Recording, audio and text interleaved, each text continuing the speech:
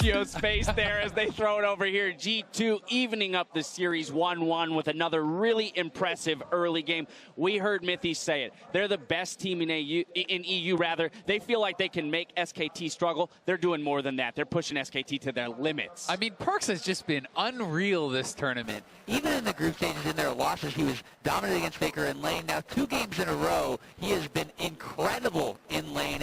And now this time, the whole team was firing, and they felt like they finally found an answer to Galio, which was massive as well. I love that you talk about Perkz, because the amount of resources SKT now 2 games in a row have had to put in to try and halve laning phase, to try to bail Faker out of laning phase. Because remember, he only got back in game 1 by going top lane on Cassiopeia, G2 suffering a few deaths, and getting a bit of free time to farm up and close what was another big lead for Perkz. Peanut spent a lot of time in the mid lane. Huni used 3 Galio ultimates mid lane, and only on the 3rd one did they get the kill on a Perkz, and that ended up costing them most of the turret health in the top lane. So you could see how much pressure Perkz was demanding. That's usually what we talk about Faker in the mid lane doing to the other team. So we got to see the other end of the coin here, and that's what gave them a lot of that early game lead. But I also, we just had the team composition graphic up there, want to commend them for finding a way to pick scaling, because when the other team... You have that gangplank pick, and when you can get it ahead early, it's great for the lane. And we talk about team comps, so remember, this is once again SKT looking to skirmish with their jungler. Normal plan, but when you have the Ivern, they keep going for Ivern Galio skirmishes and just picking to choose these sort of things. Chasing in seems greedy. And this is actually something really important to highlight. If Peanut would have done a different Ivern route, he would have been level 4 there, and it would have been much different, but props to Trick for doing the big plays on Lee Sin. And also, so much credit has to go this game to expect.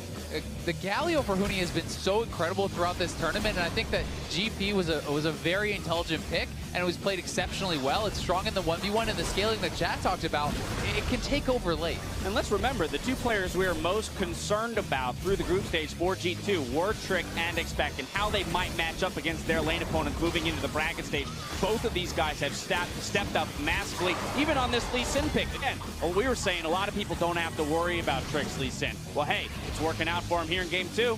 And look at that 2-level advantage in the mid lane for Perkz right here. Faker just trying to get that level 5 CS, which he does do, but that's after the Cinder ultimate had been placed on him. I mean, SKT got solo killed in top, solo killed in mid. I think the draft, G2 got some advantage. So once again, even Youngbuck, who we commended, has been doing some great work here as well. So suddenly, for the first time, it feels like there's question marks on SKT in a way that's more than just how big is their wing going to be or what type of style are they going to play next game. They need to start reacting to what questions G2 are posing. Yeah, but now, Azale, let's go ahead and take a look at that point in the game where most people would say, uh-oh, this is where SKT grabs control back. Yeah, and this is what all the SKT games feel like they look like. It's like, oh, Perkz is really oh, he just got solo killed by Faker. By a 2-level under Faker. Like, what is happening bot lane? Oh no, someone's dead here too. And this is where you think the whole game is going to fall apart. But G2 navigates this dive so incredibly well. Yeah, bend but don't break. They are not tilted from having their jungler and mid laner dive.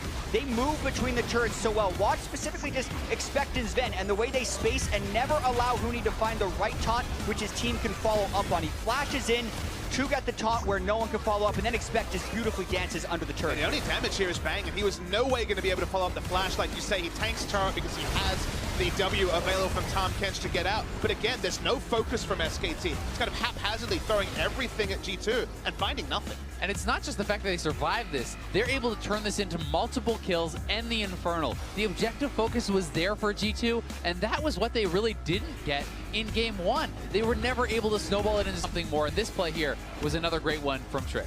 Yeah, knowing that Faker was walking through Drake, having Expect with the presence of mind to combo up with that kick, gave them the 3rd Drake as well, because we thought that was going to be the turning point in the game, but then it swung right back, and G2 continued to play with confidence, which is something that they did not relent on after losing that lead in game 1. We've seen it so many times.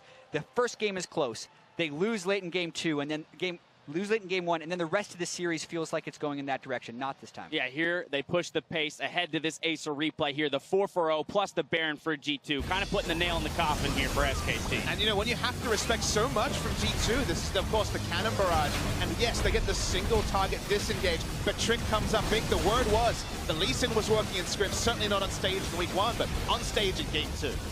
Yeah, if this really was the death blow, but again, another skirmish played very well by G2. Individual outplays, individual great plays. I mean, Mithy jumping back over the wall to defend his AD carry, allowing Expected Time to come in and clean up these kills.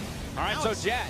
Oh, sorry, go ahead, Bobby. Just one thing to take away, I got that one, is that you can't blind pick together. I think for either team, it feels like the Fiora and now the Gangplanker answers, and what looked like a pick that could kind of strangle the life out of top lane matchups is now a bit under the question mark. All right, so now, Jet, looking ahead to Game 3, we talked so much about SKT and how you got to go late against them. Well, here we had G2. Yeah. They went late against them with a comp that would be at least comfortable going late, but they're still able to push the pace early. You got to do it so many more times, though. Exactly. No one actually has an answer for how to beat SKT because they win too much. But what you have to do is you have to pick your poison and pick what you are strongest with and just go for that strategy. So you could see SKT still picking for scaling. They had the front line. They still had the Ivern with the Ashe for good shielding compositions. But at least when G2 got that early game advantage, what they've now done 2 games in a row, they did have a way of converting it in the late game. So they have to continue to prioritize those chips. And I just want to go back to you, Azale, because at the beginning of the day, you said you're looking at G2, and they've got to play the best League of Legends that they've played in their entire lives here. Not only do they have to do it, they've done it in 1 game here. Game 2, they played the best League of Legends they've ever played. They got to win. They got to do it 2 more times in order to get that crown. And I mean, they're playing incredibly well, and something I'm going to be looking at is Peanut and Huni. They did not have good games in Game 2. This is their first, major international title that they are chasing, and they have to be able to step up and deal with that pressure. The rest of the team is tried and true, but these guys, there may be some question marks. We'll see if they can bounce back in Game 3. Either way, we've got ourselves a series, and I'm excited. We're stepping away for a quick break. When we return, we've got Game 3 between G2 and SKT. Don't go anywhere. You'd be great.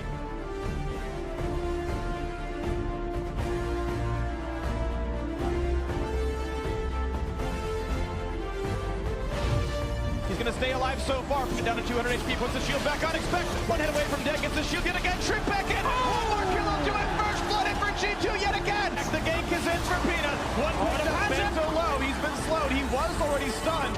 And that's going to be the double kill in for Sven. For leaving the European LCS. He's running away to stay alive. One more shot, 2 more will do it. And that's the kill picked up for Sven. G2 Esports about to strike back, about to close down the game. The ace courtesy of Sven in the European LCS as G2 Esports have tied up the series.